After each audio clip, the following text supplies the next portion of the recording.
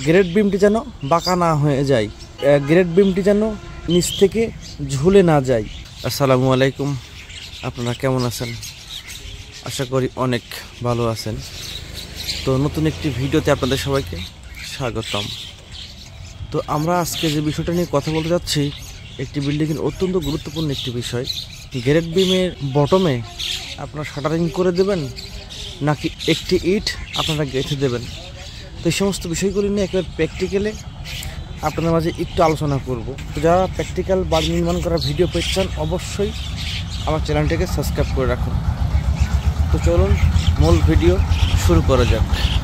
একটি বিল্ডিংয়ের grade beam অত্যন্ত গুরুত্বপূর্ণ একটি বিষয়, কারণ গ্রেড বিম যদি দুর্বল হয়ে যায় বা বাঁকা হয়ে যায় বা নিচ থেকে ঝুলে যায়, তাহলে কিন্তু সেই গ্রেড বিমটি অনেক ক্ষতিগ্রস্ত হওয়ার সম্ভাবনা আছে। তো এই জন্য আপনি যখন একটি গ্রেড বিম তৈরি করবেন, তো তখন আপনাকে যে বিষয়গুলো লক্ষ্য রাখতে হবে, গ্রেড বিমটি যেন বাঁকা না হয়ে যায়, গ্রেড বিমটি যেন নিচ থেকে ঝুলে না যায়।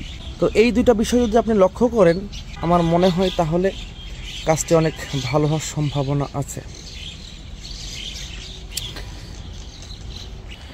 তো এইটা আমাদের গ্রেড বিমের যে নিচের যেই অংশে আমরা শাটারিং করি, আমরা কিন্তু সেখানে শাটারিং করি নাই, আমরা এখানে নিচে একটি সুন্দর করে ইট গেঁথে দিয়েছি।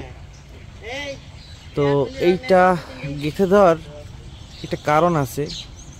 শাটারিং যদি আমরা করি, তো সেই ক্ষেত্রে যেহেতু মাটির সংস্পর্শে থাকে শাটারিং, তো শাটারিংটি আসলে লেভেল করা একটু আমাদের জন্য কষ্টসাধ্য হয়ে যায়। কোনো কিছু হয়, বৃষ্টি হয় বা পানি যদি কেউ কখনো এই শাটারিংয়ের নিচে দেয় বা কখনো চলে যায় পানির ক্ষেত্রে বিষয়টা, তো সেই ক্ষেত্রে সেই অংশটুকু শাটারিং ডেবে যেতে পারে। তো এই জন্য আমরা এখানে একটি ইট গেঁথেছি। তো আর একটি বিষয় আছে, আপনারা ধরে নেন আজকে আমাদের গেট ঢালাই হলো। তো ঢালাই হওয়ার পরে আরও বেশ কিছু কাজ বাকি থাকে। এরপরে গাঁথনি করার কাজ থাকে গেট বিমের মাথার উপরে, এবং বালি ফিলিং করার একটা বিষয় থাকে। তো মিনিমাম আপনাকে 15 দিন এই গ্রেড বিমের বটমে আপনি এই তলিগুলো বের করতে পারবেন না। তো যখনই আপনি এই বিমের বটমে তলি বের করতে পারবেন না, তো সেই ক্ষেত্রে আপনার কাজটি লেন্দি হয়ে যাওয়ার সম্ভাবনা আছে।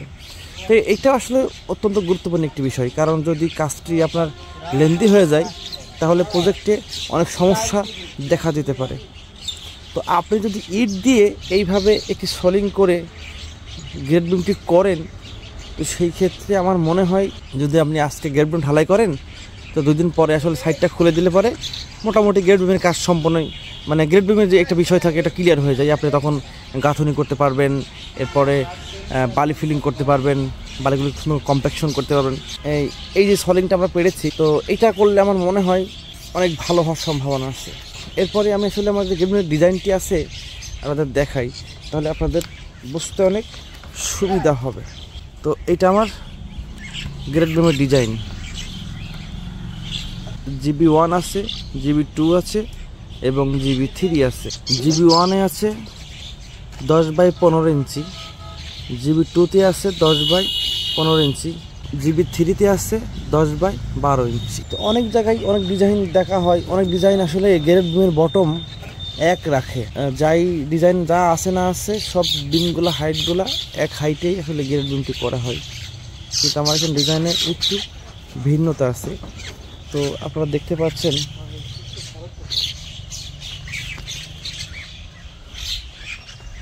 যে নিচের সলিংটি একটু ডাউনে আছে, আর যেহেতু 3 ইঞ্চি অর্থাৎ 12 ইঞ্চি আছে আর 15 ইঞ্চি আছে, তো সেহেতু এই ইটটি আমাদের একটু 3 ইঞ্চি উপরে কাঠা আছে।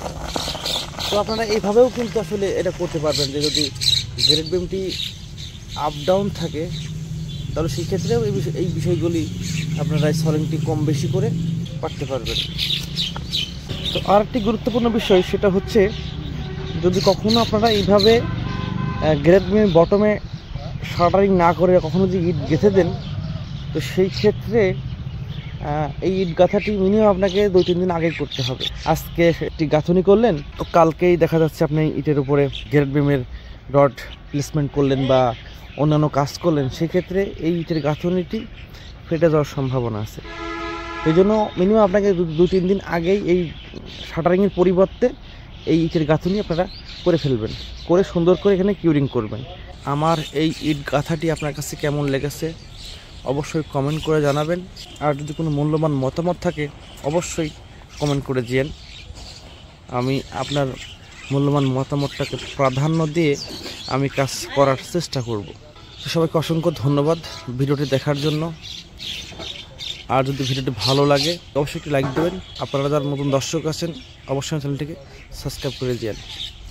তো আজকের মতো এখানে বিদায় নিচ্ছি। আল্লাহ হাফেজ।